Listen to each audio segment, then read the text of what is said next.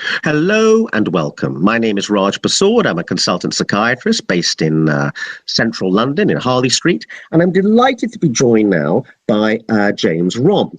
James Romm is the author of a recently published book from Princeton University Press entitled How to Keep Your Cool, an ancient guide to anger management by Seneca. So James Romm is the editor and translator of Seneca's How to Die, an ancient guide to the end of life, published by Princeton, and the author of Dying Every Day, Seneca at the Court of Nero, published by Knopf. He's written for the New York Review of Books and the Wall Street Journal, amongst other publications. He is the James H. Ottaway Jr. Professor of Classics at Bard College and lives in Barrytown, New York. So, James, welcome to this podcast. Thanks for joining us. In the blurb at the beginning of this wonderful book that you published, it says, in his essay on anger, De Ira, the Roman Stoic thinker Seneca, who lived from 4 BC to 65 AD, argues that anger is the most destructive passion. No plague has cost the human race more dear. So, why is it? What's his argument that this is the most destructive passion and therefore an extremely important emotion for us to get a handle on? Well, he compares it with other kinds of emotion. Of course, the Stoics were mistrustful of all the emotions, fear and lust and greed and so on. But anger, he feels, is the most all-encompassing. It takes over the mind much more fully than those other feelings do. And it assumes a kind of a breakneck momentum so that it can't be stopped once it gets going. It sort of builds on itself. He compares it to jumping off of a cliff, and a falling body just starts falling faster and faster. It can't break its momentum. That's what anger is like in the mind. He also, it seems to me, and this is very interesting for psychiatrists, draws links between anger and madness, and also an idea that it leads to a kind of collapse. One analogy he draws is about a collapsing building, falling on things and destroying them. So would you go along with the idea that he kind of equates it to a kind of insanity, and therefore we're out of control, and that's just not helpful? Yes, in fact, the Roman word ira in his title, De Ira, is really stronger than just anger. It is an anger that borders on madness, rage, one might say. It's personified actually by Virgil as a god, or a kind of a demonic force in the underworld. Ira with a capital I. So you go on to say in the blurb of the book that anger was, he wrote about anger maybe because of his own life, Seneca's life, which he barely preserved under one wrathful emperor, Caligula, and lost under a second, Nero. So tell us a bit about what his experience of Caligula was and why that might have inspired him to write this book. Yes, so he was a senator under Caligula. He, unusually for a philosopher, decided to go into politics in his 30s and was made a senator and was actually quite close to the imperial family. So he saw the reign of Caligula up close. He saw some of the purges and sadistic tortures of his fellow senators. And he himself apparently was on Caligula's bad side and would perhaps have been a victim of a purge himself, but Caligula was assassinated before that could happen. So he got away relatively unscathed himself, but he witnessed a lot of the savagery of Caligula's reign. Then he was made a victim by Claudius. He was sentenced to death for the crime of adultery, but then the sentence was commuted to exile, and he was sent to Corsica for about 8 years, and brought back under Nero, or rather in the late days of Claudius's reign, to tutor Nero, and then served under Nero for 10 years.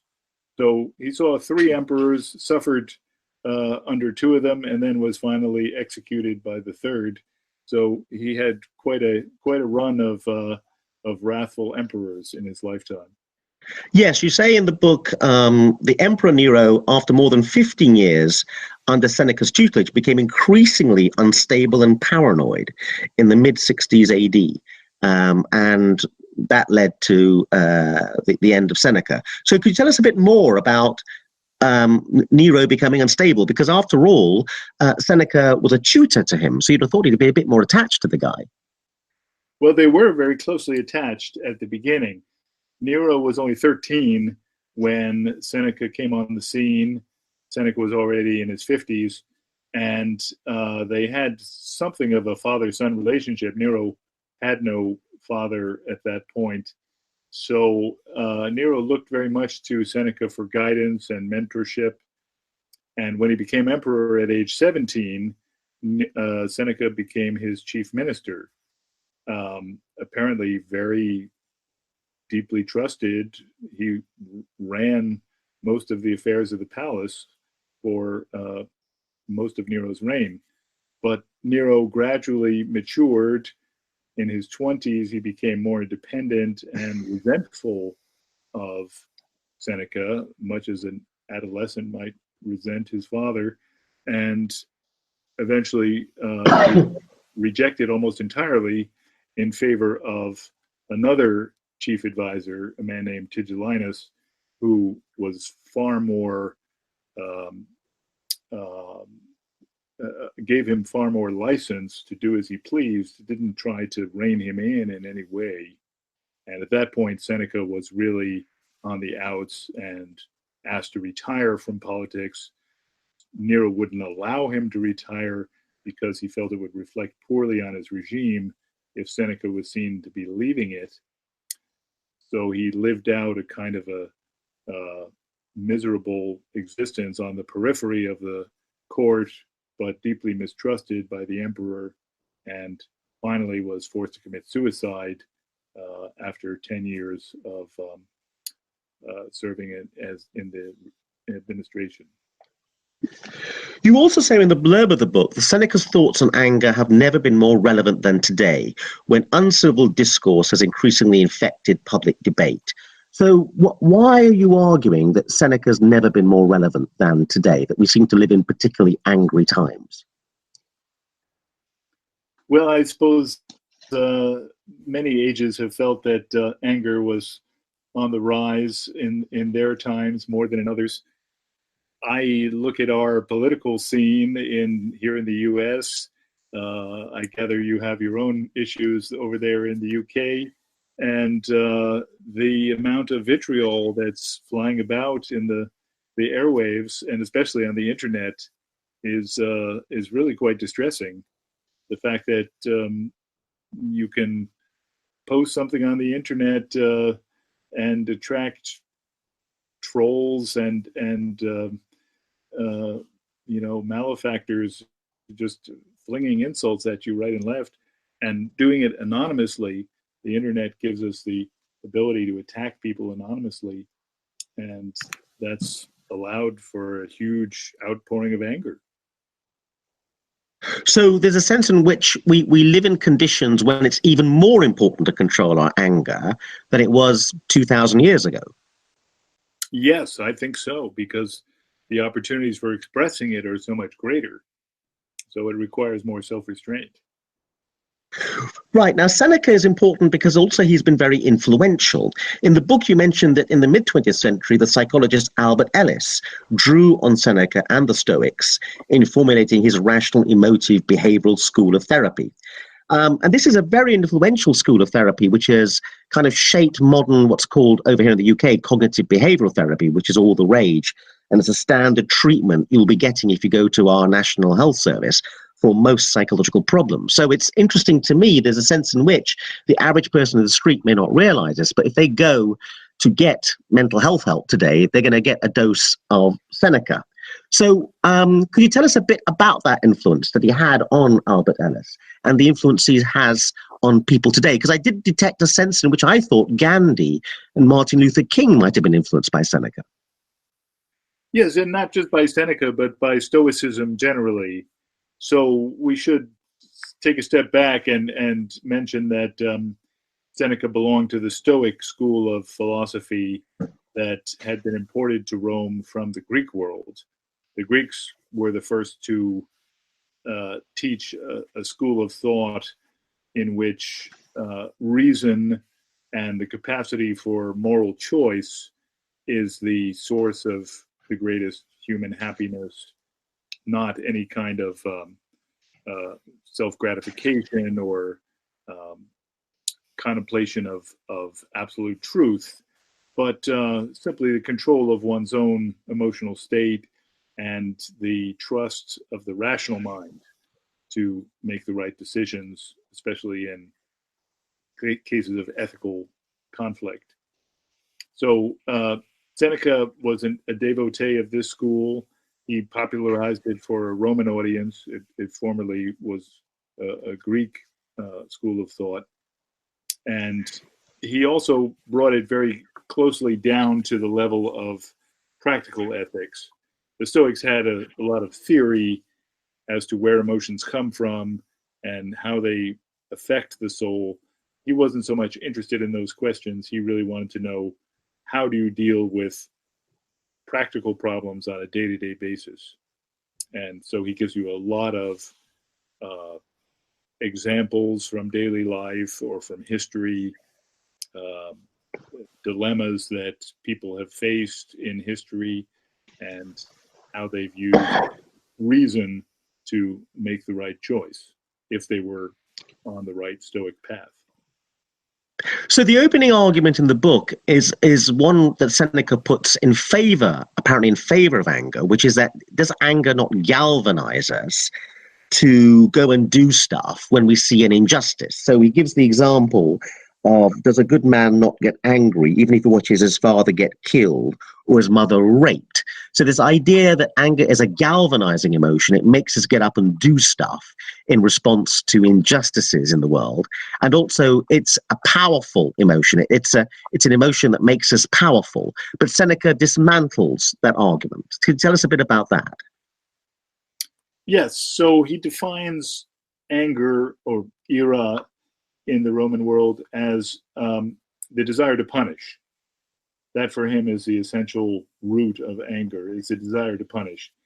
And so he takes examples where you would feel the greatest desire to see someone punished if they had raped your mother or killed your father, and points out that it really is not in your interest or the interest of your victimized parent to act out of anger. You can act out of duty to a father by trying to see his murderer punished, but it's much more effective and salutary to rein in the anger part of it and just to follow your sense of duty to a parent. And similarly with armies who have to attack an enemy, if they attack out of blind rage, they'll probably make a botch of it and get themselves into terrible trouble. If they follow a sense of national duty and organize themselves, follow a strategy, use their intellect, they're much more likely to succeed. So we have this illusion that anger is empowering, but in fact, it's usually destabilizing and disempowering. So this is a key point, because the modern psychological formulation has come full circle back to Seneca's idea, which is that we are tempted by anger because it makes us feel powerful, yet actually deep down, the kind of Freudian view would be it's actually emblematic or a sign actually of powerlessness. It's an act of frustration. More powerless people act through anger, whereas more powerful people act through cool thoughtfulness. Exactly. And if you don't mind my taking a step into politics, we see this illustrated quite vividly in the US in the case of our current president as compared with the last president. The difference in their levels of anger are astonishing. They're at opposite ends of the scale, and similarly with their effectiveness and their ability to govern. So But anger, yes, yeah, but there is some, because Seneca alludes to this point that anger is tempting. I think he's trying to argue we've got to be constantly vigilant against anger because it's so tempting. The reason why your current president maybe got elected, because people seem to be attracted to his rather angry mode of being. It's exactly. electorally popular. Exactly, and this is what Seneca is trying to fight against, is this popular notion that anger is powerful and is a source of strength. In fact, as you say, it's often a sign of weakness. Now, I'm going to give you the biggest challenge of all, which is that the time perhaps in recent times when Americans were most angry was immediately following the tragedy of 9/11. And there's this movie that's out now called Shock and Awe, which is about this idea that strong emotion gripped the American public, and that led to the war in Afghanistan and Iraq, which now, with the benefit of hindsight, seems to have been a rather ill-judged affair, leading to the loss of many thousands of American soldiers' lives and at least 1 million Iraqis. So we have perhaps a practical real-life example of where anger leads people into a lot of trouble. Yes, it's this same example I was just discussing in Seneca, the army which is asked to attack and to unleash rage in the manner of Achilles in Homer's Iliad, to go on a rampage. Although it's very impressive in an epic poem, in fact, on the battlefield, it's usually self-destructive. The Romans were very orderly in their use of their armies. They always, emphasized organization, tactics, cool, dispassionate campaign. And the results, as you say, have been very negative in the case of the reaction to 9/11. Now, another interesting point that Seneca makes is that one of the greatest antidotes to anger, because he's talking about the practical management of anger, is delay. In one bit in the book, you say delay is the greatest remedy for anger. And then there's a lovely example you give on page 25. Thus it was that Socrates said to his slave, I would beat you if I weren't angry. He postponed punishment of the slave to a saner moment. Yeah. Now, this is really interesting because, again, we're rediscovering something that's been around for 2,000 years. Modern psychological techniques of anger management emphasize delay. And we all know that we're told, don't send that email right away that's annoying you from some email that you got, but give it a day or give it a few hours before you send an email, and you'll send a much better email. So it's interesting to me that we're rediscovering something that Seneca said a long time ago. Yes, and it's so basic. It's the principle of counting to 10 or whatever, that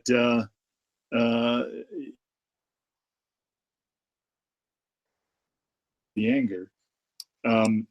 The example that you mentioned of Socrates saying, I'd beat you if I weren't angry, that's a famous anecdote that's told of many philosophers, also told of Plato and Speusippus and other Greek philosophers, were said to have passed the whip to a friend and said, here, will you beat him? I'm too angry.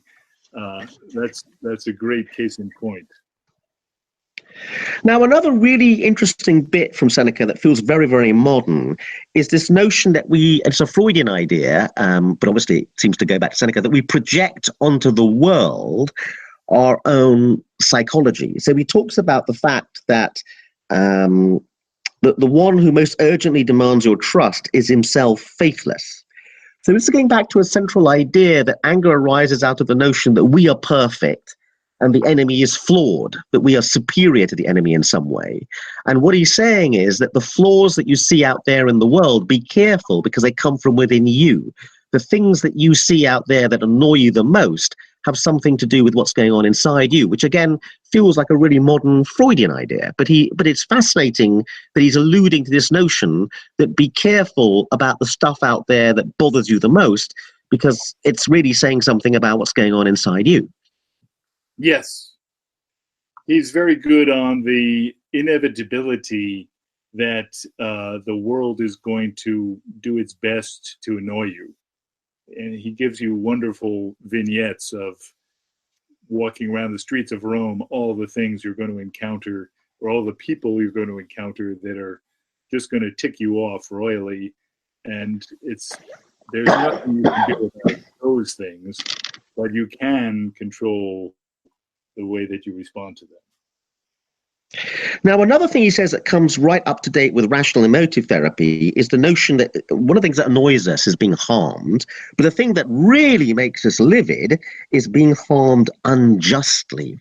And he tackles this issue about being so bothered by the injustice out there in the world. Now, as a modern psychiatrist, this is the thing that my patients find most difficult to get their head around, because angry people are preoccupied with justice, right, wrong, true, false, and it drives them wild when they see injustice. And Seneca is tackling this point that to be so obsessed with injustice is a big mistake.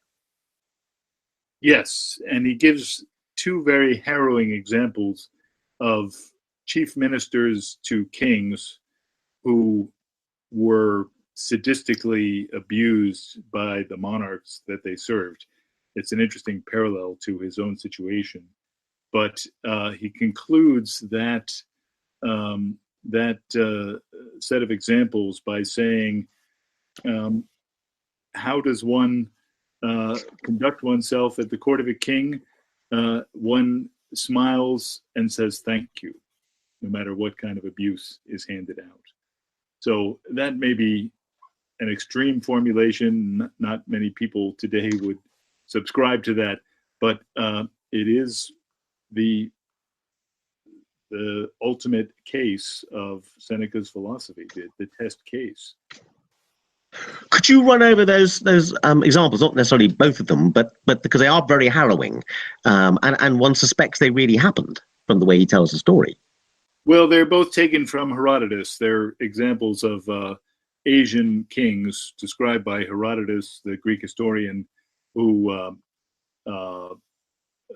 cruelly tortured their chief ministers.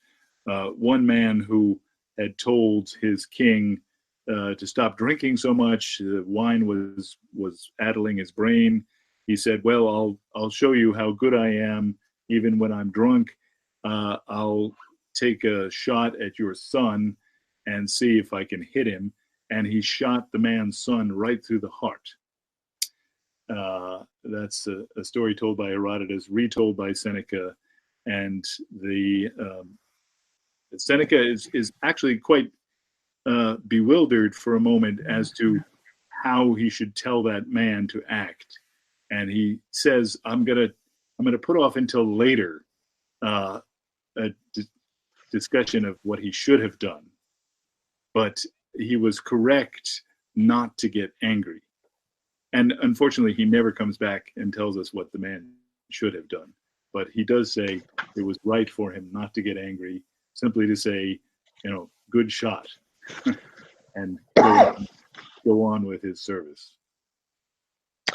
Now, some of the bits that are very difficult to get one's head around in Seneca's argument is the bit where he emphasizes, that's why I tell you that your anger is a kind of madness, because you set a huge price on worthless things. But it's not, it doesn't seem worthless at that moment when we're being driven mad by something. So what's his central argument? That basically we're making a mistake because we think something is worthwhile when it's actually worthless. Well, he's talking usually to members of the Roman elite who have a tremendous sense of self-importance.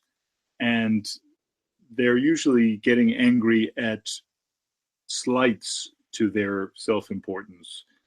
A slave who didn't hold the door properly, or they weren't seated at an honorable enough place at a dinner party, those kinds of things where their rank is being challenged or their sense of themselves is being diminished. And those are the things he says are unimportant.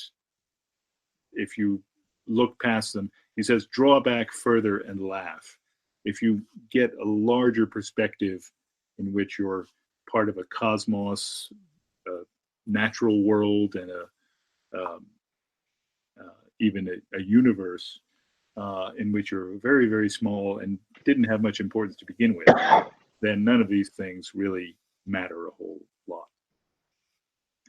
Now, I find this particularly fascinating because at the time that Seneca is writing, there wasn't really a sense they could have had about how vast the universe is. He does make an allusion to the stars and how the stars are unchanging and then get mixed up with the weather that's closer to the ground. But it seems fascinating to me that we live in more angry times today when we're much more aware of the vastness of the universe. Yet Seneca is writing 2,000 years ago about the importance of getting a big step back and taking a perspective of really how insignificant your life is in the vastness of the cosmos. Do you find that paradoxical? I guess it makes a certain amount of sense if you think that the universe today is billions and billions of light years away, perhaps infinite. So it doesn't touch us nearly as closely as the night sky did for Seneca. Seneca thought of the cosmos being much more self-contained and the Earth being closer to the celestial sphere. So perhaps he had an easier time reaching out to it with his mind. Now, we live in an age of the internet, of technology. People are on their mobile phones. Why should they read Seneca? Why should they read a guy who died 2,000 years ago? Why is this important today? Well, the message is a timeless one. It's problems that humankind has dealt with from the beginning and is still dealing with. Seneca is just particularly good at putting it into words. He's a fantastic writer. He's got a wonderful prose style, which I have only approximately captured. And he draws on a magnificent set of examples. He was an inspiration for Montaigne, Ralph Waldo Emerson, the great moral essayists of the modern world, because of his verbal dexterity and his ability to illustrate. So if one's interested in ethical problems of a timeless nature, he's one of the best writers to address them. And has he changed you personally? Could you give us any examples of where you have been more phlegmatic or philosophical in the face of extreme provocation, or where you've used Seneca to counsel people who were at risk of becoming too livid or angry as a result of some terrible experience, and it helped them? Well, I guess I would go to the earlier volume that I've done in this same series, in which How to Keep Your Cool appears, How to Die, which is a collection of Seneca's thoughts about death. That's a whole other topic. But Seneca's point of view about death is that we're all dying every day. We start dying from the moment we're born, and death waits around every corner. And he comes back to that thought actually at the end of De Ira, the work about anger. So I have a little bit of it in How to Keep Your Cool also. But I guess reading Seneca has made me more conscious of the ubiquity of death and the need to keep it in mind at all times, that life is short and we have to do the best with it that we can. And there's a sense in which his argument is about the preciousness of life and that you're wasting it being angry. Exactly. Why waste your life on anger? Why make enemies when you can make friends? Why have people angry at you at your funeral? I mean, these are thoughts that tie into his basic sense of mortality and the ubiquity of death. So I think those are very powerful thoughts that have informed my attitude towards my daily behavior.